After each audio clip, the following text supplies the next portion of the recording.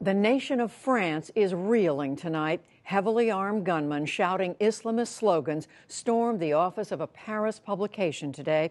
They left a dozen dead and 11 wounded, 4 of them critically.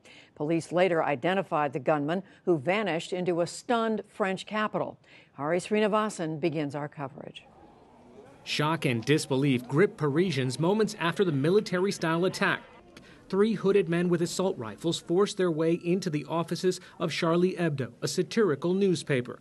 Within minutes, they killed the editor, 9 others, including 2 prominent political cartoonists and a police guard. Back outside, they riddled a police car with bullets and gunned down another officer. I was on my balcony, and I heard a loud noise, and then I saw an injured policeman. Amateur video captured a gunman who approached the wounded officer and killed him with a shot to the head.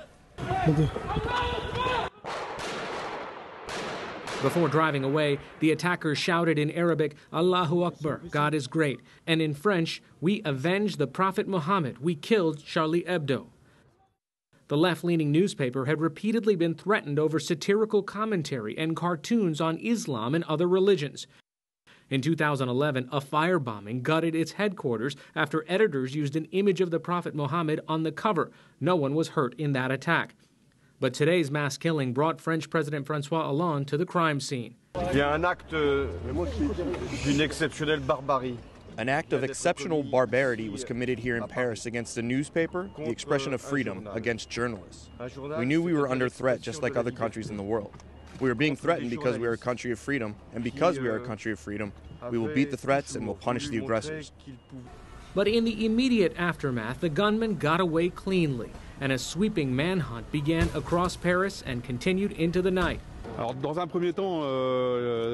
These individuals are being thoroughly pursued, and this is a priority because they are armed and extremely dangerous.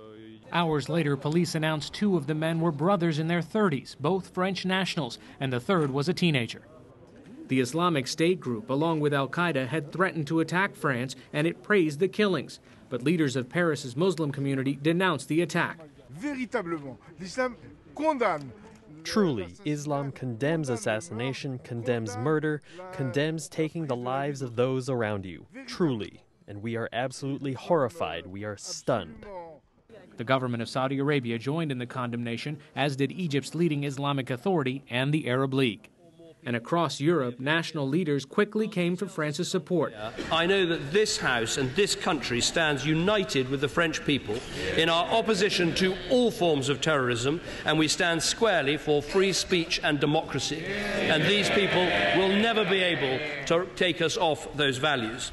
In Washington, President Obama said the United States will provide any help it can. He branded the killings, quote, a cowardly and evil act. The one thing that I'm very confident about is that the values that we share with the French people, a belief, a universal belief in freedom of expression, is something that can't be silenced because of the senseless violence of the few. Later, the president spoke with French President Hollande and offered condolences. And this evening, Hollande went on national television to pay tribute to the victims. Today, they are our heroes, and that is why tomorrow will be a day of national mourning, a decreed day.